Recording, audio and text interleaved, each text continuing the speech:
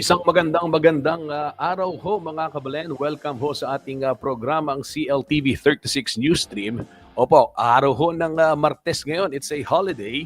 At syempre binabati natin yung ating mga kapatid na Muslim na nagdiwang ho ng kanilang pagtatapos ng Ramadan. Eid Mubarak sa ating mga kapatid na Muslim. Ito ho yung Idil Fitr kung tawagin kahapon yung kanila hong naging selebrasyon at subalit holiday po at nadeklara na yan. Kaya naman ayun po, nakikiisa ang CLTV 36 News and Current Affairs sa mga kapatid ho nating Muslim sa kanila hong pagdiriwang nito pong pagtatapos ng Ramadan. Mga kabalen, eto ho, welcome ho dito sa ating programang CLTV 36 News Stream. Yes, live na live ho tayo ngayong araw ho ng Martes, April 1, gaya ho ng nabanggit ko. Time check 10:16 ng umaga. Marami hong mga balita at mga kaganapan na binabantayan. Patuloy na binabantayan itong ating news gathering team sa mga araw na sa mga oras na ito. Kanina ho ay si Kabayan Art, merong mga binisita dyan sa may palengke, ano? At ito namang si Kuyang Jody. Ayan, may ihahatid pong balita maya-maya lamang sa inyo. At meron pong mga ibang kaganapan dito sa ating lalawigan na siyempre patuloy pong tututukan ng ating CLTV 36 News and Current Affairs team. At siyempre may mga balita rin si Liana Kanila kaugnay ho nitong paalala. Oo, mga kabalen, paalala ho ng BFAR at ng Civil Service Commission sa mga empleyado ho ng gobyerno na manatili hong ika nga ay non-partisan ngayon pong panahon ng halalan.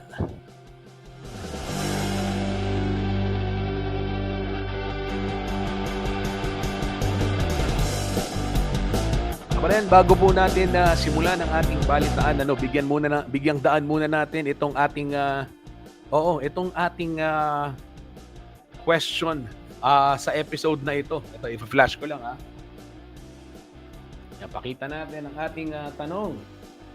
Kaninong... Ayun na, mali. Ulit, take 2. Yan. Ito mga kabalen. Kanino hong campaign jingle ang pinaka-tumatak sa inyo? Ayan, dahil alam naman natin, araw na ho ng kampanya. At siyempre, nagsimula yan para sa local campaign sa mga local candidates nito pong March 28 nitong nakaraang Biyernes. At simula po noon, sigurado marami ho sa atin ang nagigising na sa musika ng mga kumakandidato. Tatapat sa inyong bahay, alas 7 ng umaga, yung campaign jingle ni Konsehal. O, di ba? Yan ho mga kabalen. Pero kanino hong campaign jingle ang pinaka-tumatak sa inyo? Yan ho yung ating question of the day. Mag-comment lamang at babasahin ko yung inyong mga komento maya-maya dito sa ating programa.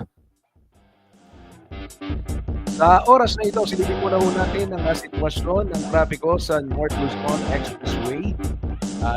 Siyempre, bagamat araw ho ng holiday ngayon, araw ho ng Martes, marami pa rin ang ika nga bumabiyahe at meron pa rin namang mga ika nga bumabaybay ho sa kahabaan nitong North Luzon Expressway. Real-time traffic monitoring muna tayo ng NLEX Corporation. Eto ho mga kabalen. Sa may area muna tayo ng Balintawak Toll Plaza. Yan, maluwag na maluwag ho yung sitwasyon ngayon dyan. Magkabilang linya. Halos wala hong mga sasakyan. Mabibilang mo lamang yung dumadaan. Yan ho yung nasa gawing kaliwa. Pinakataas ng inyong screen.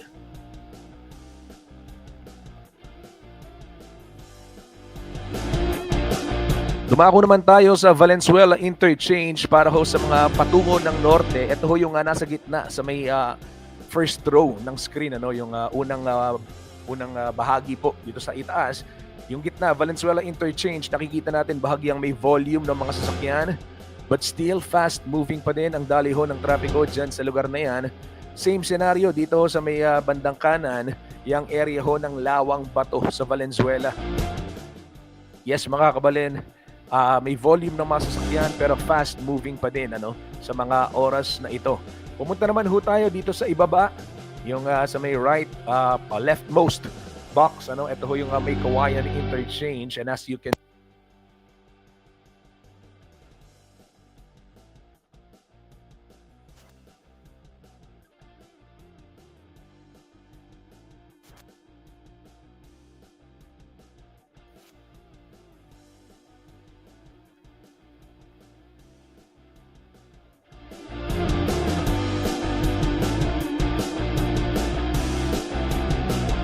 oras na ito. Ayan, gaya na binabanggit natin sa may Kawayan Interchange, magkabilang linya, fast moving. Same scenario ho dito sa Marilao. Yung tulay na nasira, gawa na ho napaagang pagsasaayos, kaya naman wala na hong traffic sa mga oras na ito dyan sa lugar na yan. At sa mga patungo naman ng Metro Manila, kung kayo po ay approaching Bukawi Toll Plaza, wala pong dapat pangamba. ang inyo, walang dapat pangambahan dyan sa lugar na yan dahil maluwag po.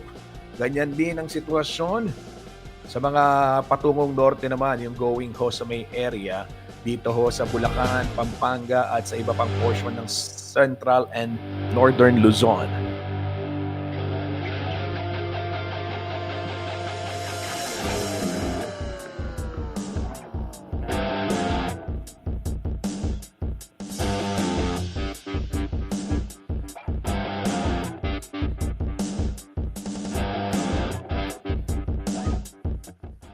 Traffic situation naman ho sa siyudad ng San Fernando. Traffic update mula ho sa City Public Order and Safety Coordinating Office o CPOSCO.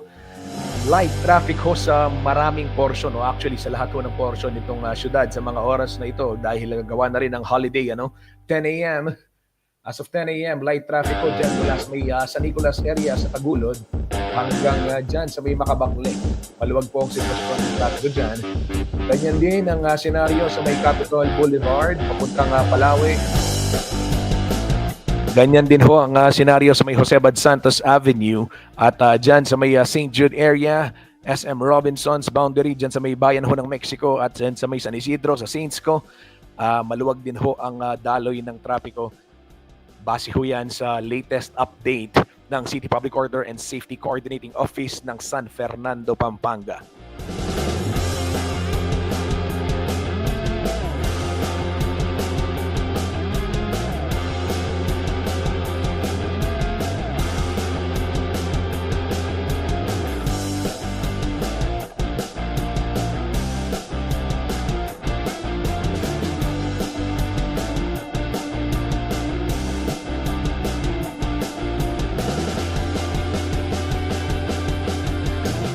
Kabalen, sa mga oras na ito, alamin naman ho natin ang magiging lagay ng panahon ngayon pong araw ng Martes, April 1, unang araw ho ng Abril.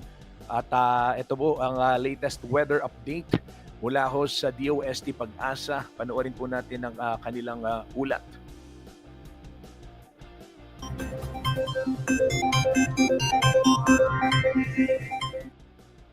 Magandang umaga po sa ating lahat. Narito ang ating weather update for Tuesday, April 1, 2025. Wala tayong minomonitor na anumang bagyo or low pressure area dito sa loob at labas ng ating Philippine Area of Responsibility or anumang may direktang epekto dito sa ating bansa.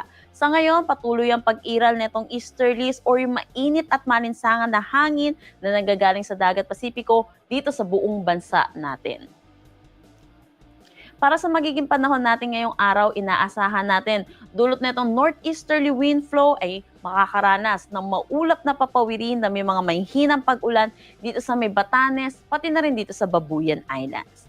Samantala, para naman dito sa nalalabing bahagi ng Luzon, inaasahan natin ang mainit at malinsangan na tanghali hanggang hapon na may mga tsansa ng mga isolated rain showers or mga panandaliang pag-ulan dulot ng mga localized thunderstorm lalo na po sa hapon at sa gabi. Agwat ng temperatura for Metro Manila at Tuguegarao 24 to 33 degrees Celsius, Lawag 26 to 34 degrees Celsius. Baguio asahan natin ng 17 to 26 degrees Celsius, Legazpi 24 to 31 at Tagaytay 23 to 32 degrees Celsius.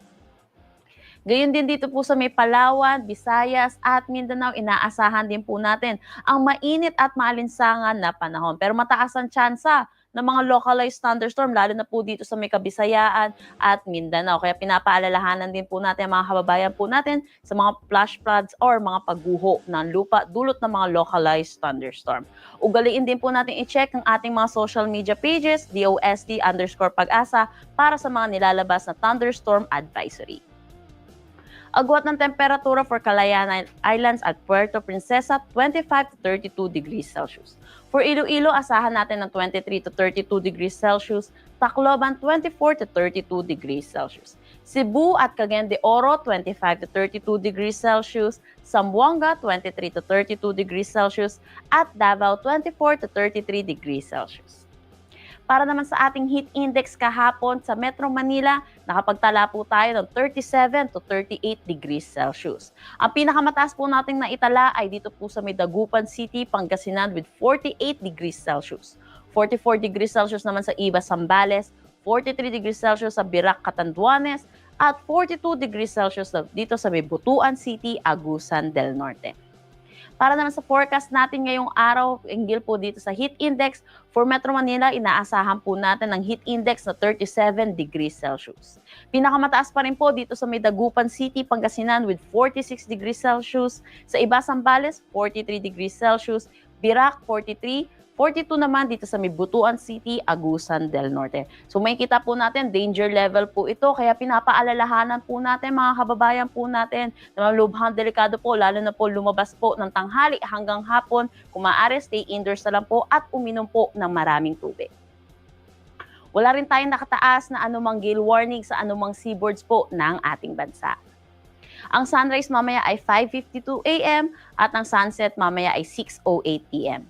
Para sa karagdagang impormasyon, bibisitahin ang aming mga social media pages at ang aming website pag-asa.dost.gov.ph. At yan po muna ang latest dito sa Pag-asa Weather Forecasting Center. Chanel Dominguez po at magandang umaga.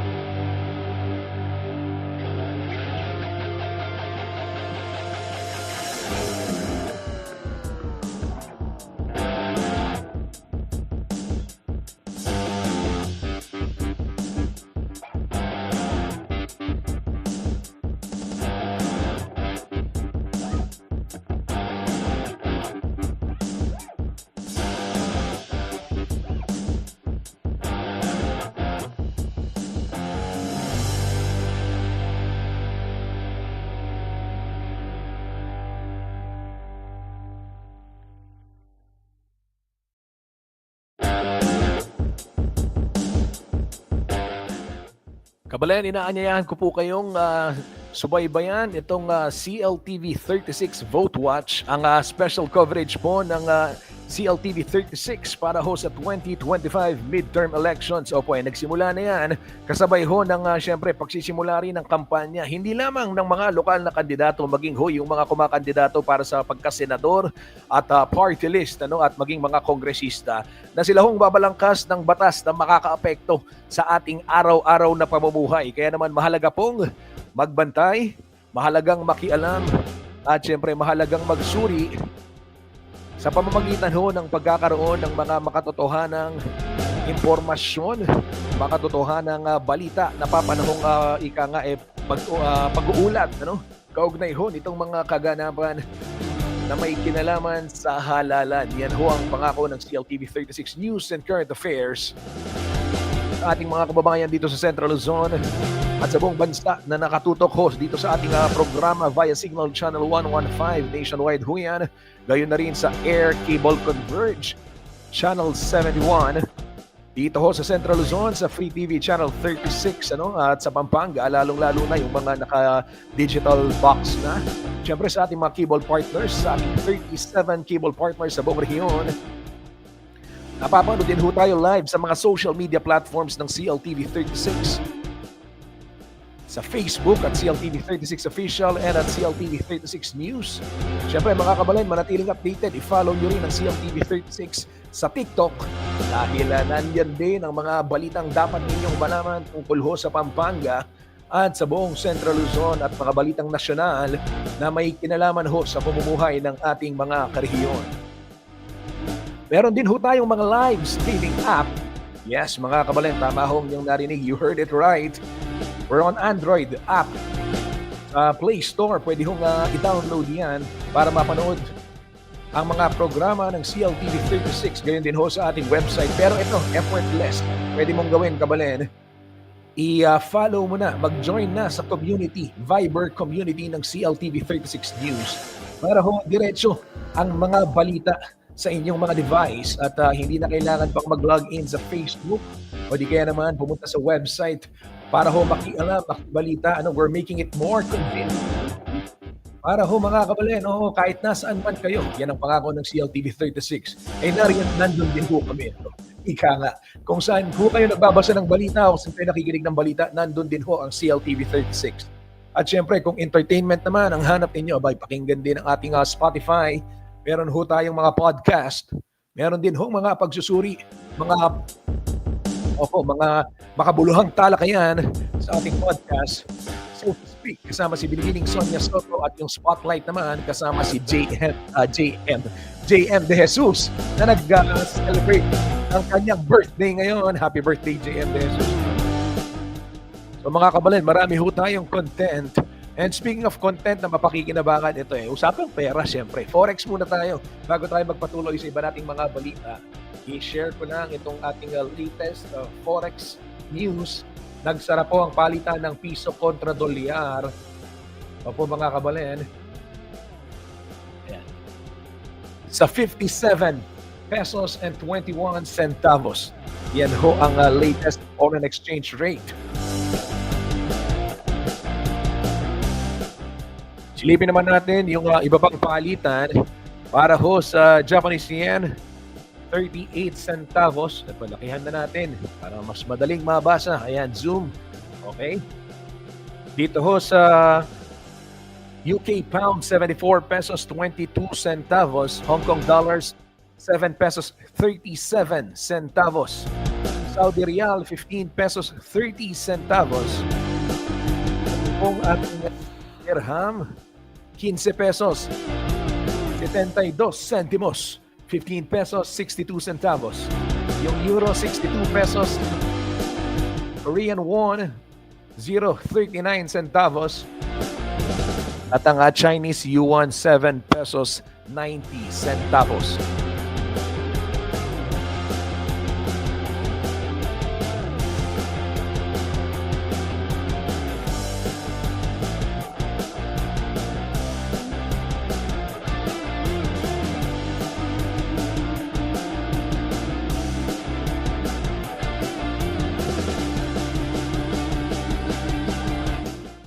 Ito ho, public service announcement muna tayo mga kabalen.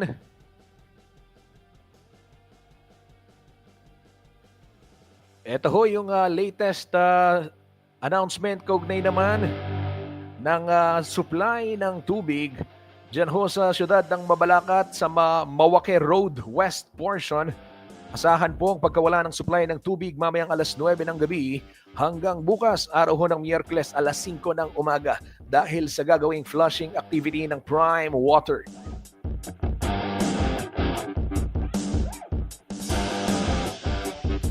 Apektado rin ho ng scheduled water supply interruption. Ito pong Tivoli Subdivision dyan ho sa Mabalacat City. 9 p.m. mamaya hong gabihan hanggang bukas alas 5 ng madaling araw.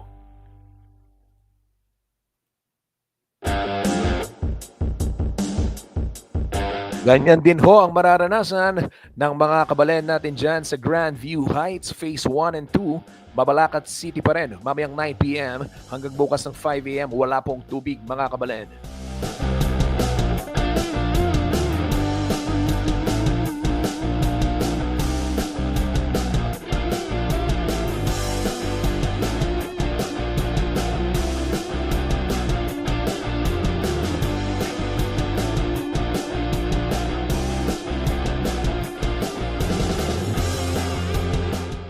Sa oras na ito, silipin muna ho natin itong mga malalaking balita sa Facebook page ng CLTV 36 News. Akin pong ihahatid sa inyo. Ito pong mga headlines na dapat ninyong malaman ngayon pong araw ng Martes, April 1, 2025. Unang araw ho ng Abril. Mga kabalen, kumusta ho kayo? Ito, tuloy-tuloy natin ang ating balitaan. Balita munang may kinalaman ho sa darating na halalan. Eto, may paalala ho yung ating mga kaibigan sa Bureau of Fisheries and Aquatic Resources. Gayon na rin ang Civil Service Commission sa mga empleyado ng gobyerno. Ano ba yung paalalang yan? Maging non-partisan at sumunod po sa Anti-Red Tape Act. Yan ho ang paalala ng BIFAR. Narito po ang detalye. Basahin ko mga kabalen.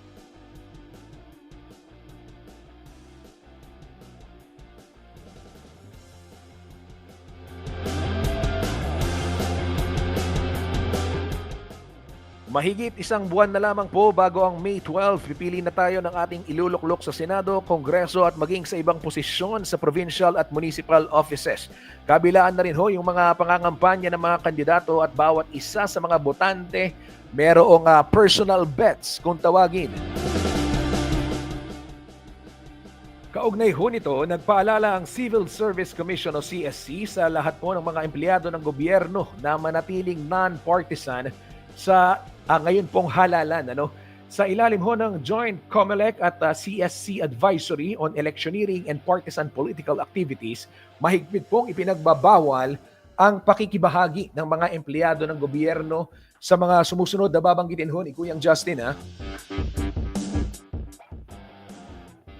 Unang-una mga kabalen, bawal hong bumuo ng grupo, asosasyon o komite para mangampanya itong mga empleyado ng gobyerno. Bawal ding magdaos ng political rally, caucuses, meetings at mga parada. Bawal din ang paglalabas ng pahayag, anunsyo o anumang komento na sumusuporta o kumakalaban sa isang kandidato, pagdidistribute o pagdidisplay ho ng campaign materials. Hindi rin ho yan pinahihintulutan. Bawal din, kabalen, yung paggamit ng government resources kagaya ho ng oras, tauhan, pasilidad at kagamitan para sa politika. So ibig sabihin, hindi pwedeng gamiting pangampanya yung mga sasakyan ng barangay. Okay? Malinaw ho ito Ayon ho sa COMELEC, hindi pwedeng gamitin sa motorcade ni mayor, ni congressman, ni governor o kung sino man itong sasakyan ng barangay. Dahil yung pag-aari ng gobyerno, ito bawal ho ito, malinaw. Bawal din yung pangangampanya. Oo, yan. Bawal din ho ang pagbibigay ng pinansyal o material na tulong sa mga kandidato. At bawal din ang pagsusuot ng campaign-related shirts, pins, caps, or accessories maliban na lamang kung pinahihintulutan ng Commission on Elections at ang siyempre pagsisilbing watcher. Para ho sa isang political party o kandidato, bawal na bawal din yan ayon ho sa Civil Service Commission at sa COMELEC. Kaugnay ho ng paalalang yan ay hinimok din ho ng Bureau of Fisheries and Aquatic Resources o BIFA Region 3, Director Wilfredo Cruz. Ito pong kanyang mga kasamahan sa serbisyo na sumunod dito ho sa kautusan. At syempre, wag maging political, wag maging partisan. Pero bukod ho sa pagiging apolitical, hinihikayat din ni Cruz ang mga empleyado na salubungin yung bawat kliyente ng may maaliwalas na muka. Sa kabuuan ho mga kabalen, meron dang 300 empleyado ang BIFAR Region 3 na nalalapitan ho ng ating mga kababayan dito sa Central Luzon na nasa sektor ng pangisdaan.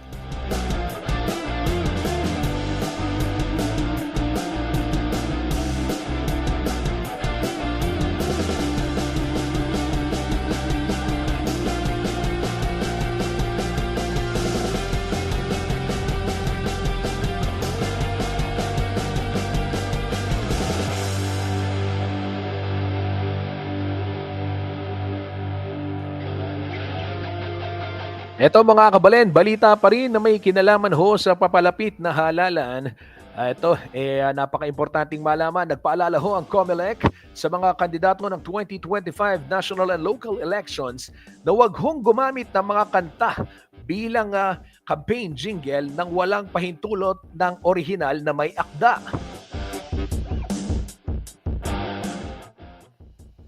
Ito po'y ipinahayag ni COMELEC Chairman George Garcia matapos magreklamo ito ho nga bandang Lola Amor na ginamit ng ilang kandidato ang kanilang kantang Raining in Manila sa mga campaign jingle. Ayon ho kay Garcia, may kasunduan ang Commission on Elections at ang Intellectual Property Office of the Philippines para protektahan ito hong mga kababayan nating musikero.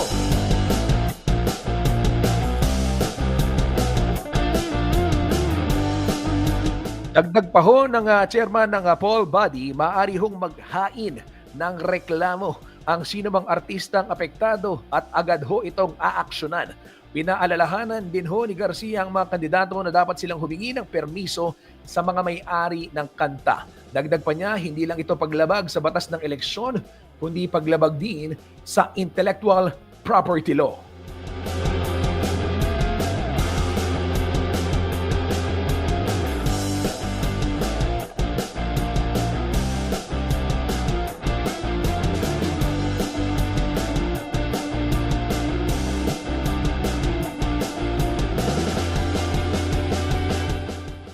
Yan ho, kabalen, ha, ang paalala ng Commission on Elections.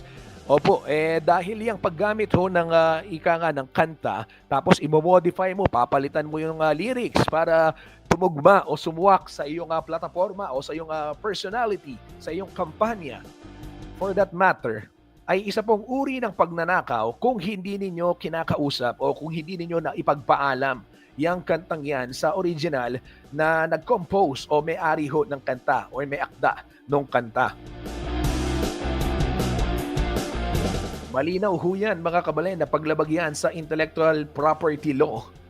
At syempre, yan ho'y pagnanakaw ng creativity ng ibang tao. Ito hong mga musikero, itong mga artist, sila ho'y kumikita, kabuhayan ho nila yan.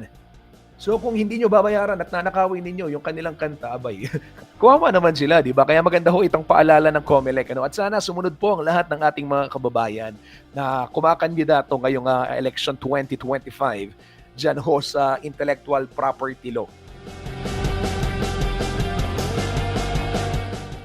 Dahil dito ho sa Pilipinas, ay talagang hirap na hirap yung ating mga artists na ipaglaban din yung kanilang karapatan pagdating ho sa mga ganyang usapin. I'm sure meron ho kayong mga naririnig na jingle na nakapattern or katunog ng maraming kanta. Ito hong mga jingle na ito, sana naipagpaalam at sana nabayaran yung mga artist kung ginamit man yung kanila hong original na likha. Kasi kung kampanya pa lang, nagnanakaw na. Paano pa pag naupo, di ba? Yan hoy, totoo yan. Real talk lang ni Kuyang Justin yan. So kung i-check ninyo yung napupusuan ninyong kandidato at kung yung kanyang campaign jingle ay may katunog na sikat na kanta, abay tanungin ninyo. Di ba? Mahalagang malaman natin. Tanungin din natin, oo. Alamin ho natin kung ito ay ika nga. At sabi naman ng COMELEC, pwede hong magsumbong ang sino mang artist na malalabag ang kanilang karapatan sa ilalim ho ng intellectual property right. Ngayon pong panahon ng halalan.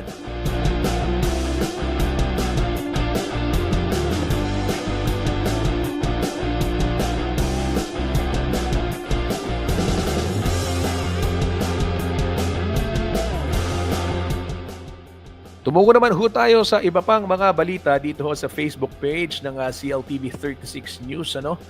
Eto, pakita lang natin syempre ang ating pinagmamalaki. Sa buong mundo, wala hong iba kundi ang Filipina tennis superstar Alex Ayala. Nagbabakasyon muna ho ngayon dyan sa may Miami, Florida matapos po ang kanyang matagumpay at napakahusay na performance dyan ho sa Miami Open. Napakahusay na bata, 19 years old mga kapatid. At kung ating pambato sa world tennis scene. At syempre sasabak din ho siya sa French Open.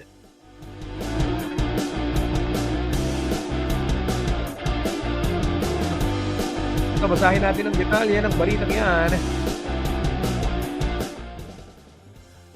Nilibot ho ni Filipina tennis superstar Alex Ayala ang Universal Studios Florida kasama ho ang kanyang pamilya ilang araw matapos ang kanyang makasaysayang laban sa 2025 Miami Open ng Women's Tennis Association o WTA. Kamakailan lang, magkasunod hong tinalo ni Alex ang 3 Grand Slam champion upang makapasok sa semis ng torneo.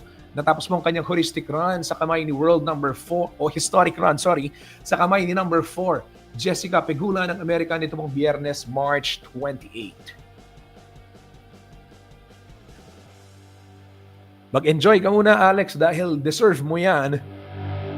At syempre, again, congratulations at proud na proud kaming mga kababayan mo sa iyong tagumpay dyan sa Miami Open.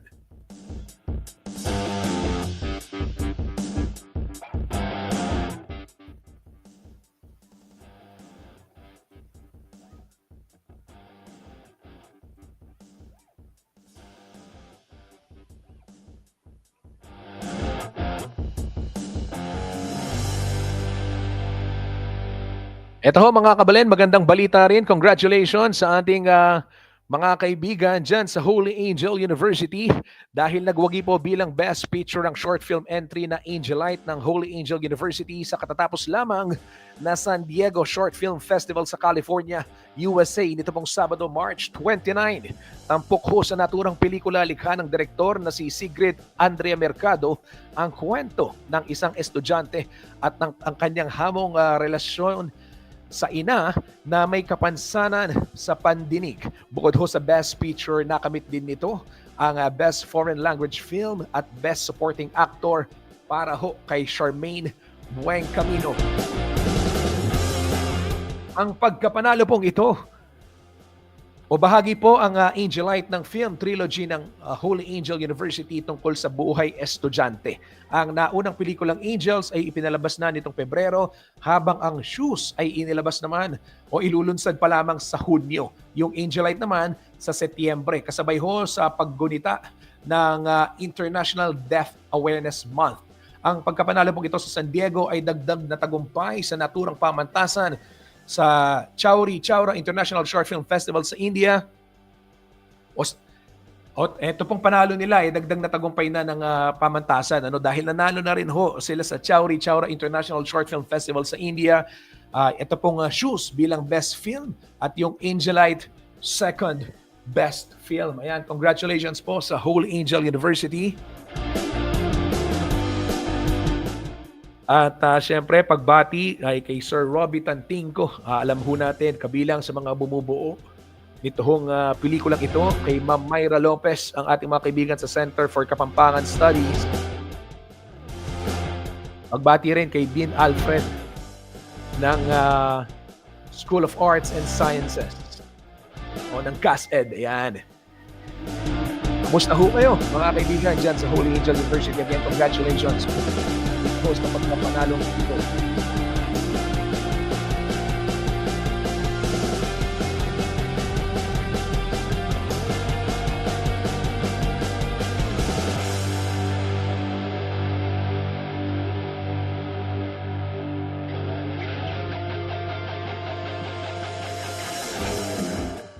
Tumungo naman ho tayo sa ibang balita. Ito mga kabalen, naglabas ho ng pahayag si Pampanga 2nd District Gloria Macapagal Arroyo ukol ho sa kalagayan ng pangkalusugan ng kanyang asawa, ang dating unang Ginoo First Gentleman Mike Arroyo.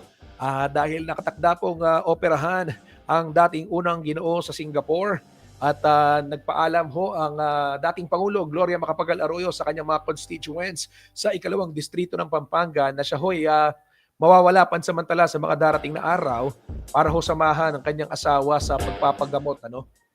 Ito ho yung aortic aneurysm, na una na pong ginamot noong 2007, at ayon ho sa dating Pangulo Gloria Arroyo ay nag-expand muli at kailangang sumailalim sa operasyon, bypass at aortoplasty sa darating pong April 7. Ito pong si dating unang Ginoo Mike Arroyo. At in-update din ho ni CGMA itong kondisyon ng kanyang anak na si dating Congressman Mikey Arroyo, na kamakailan lamang nabalita rin natin sa CLTV 36 News na na-operahan, successful po yung kanyang stage 1 cancer of operation sa thyroid gland. Yan ho, mga kabalen. At sa malungkot na balita, ibinahagi rin po ng dating Pangulong Arroyo na pumanaw ang asawa ng kanilang pamangkin na si Dina. Ito ho'y si Pawi Tantoco. Kaya naman ganun na lamang ho ang kanilang pagdadalamhati rin.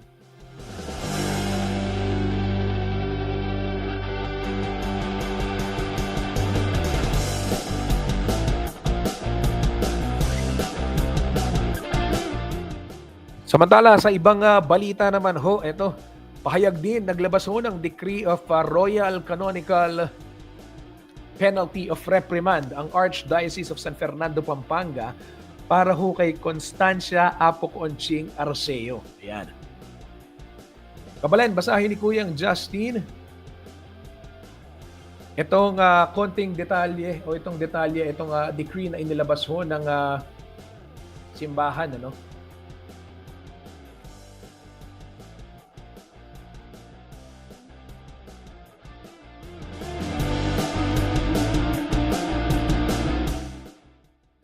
Ayon ho sa pahayag ng Simbahang Katolika, Archdiocese of San Fernando, ito po, canon law provides for a canonical penalty of reprimand imposed to specific actions that contravene ecclesiastical law in order to uphold the integrity of the church and to ensure that all members adhere to the norms of conduct expected within the Christian community.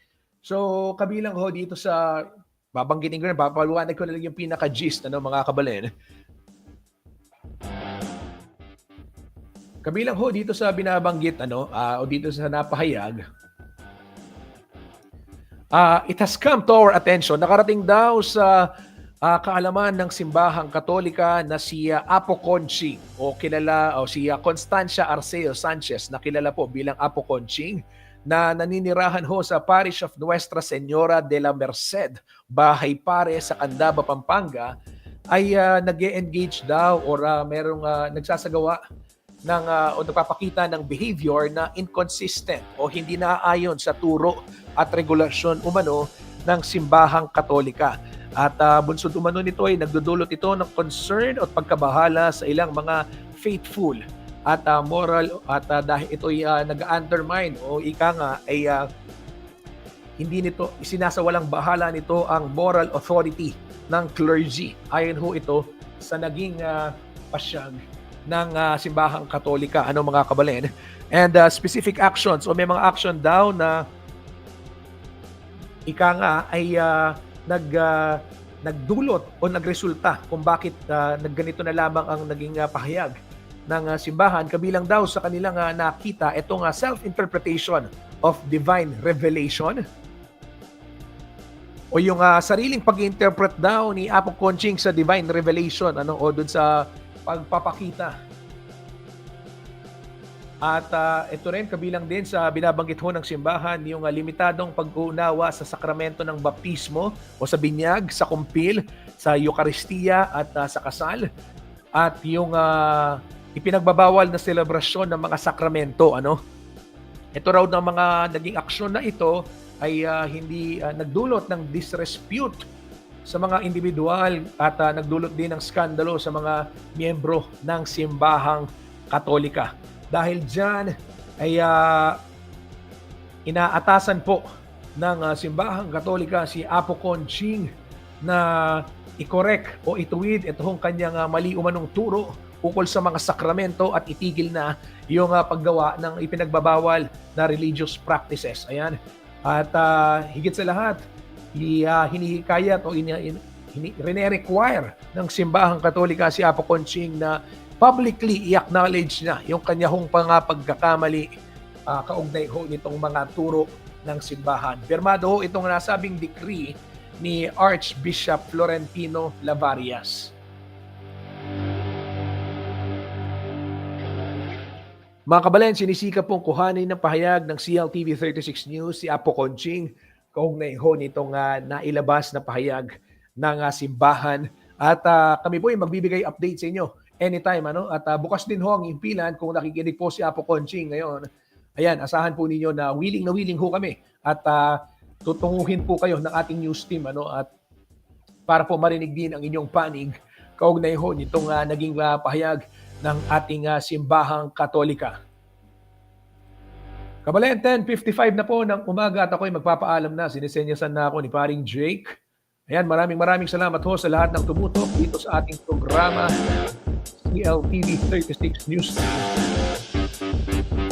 Follow lamang ang ating mga social media pages para ho manatiling updated sa iba't ibang kaganapan tungkol po dito sa Pampanga at sa focus na ito. Muli, ito po si Justin Dizon. Maraming salamat po.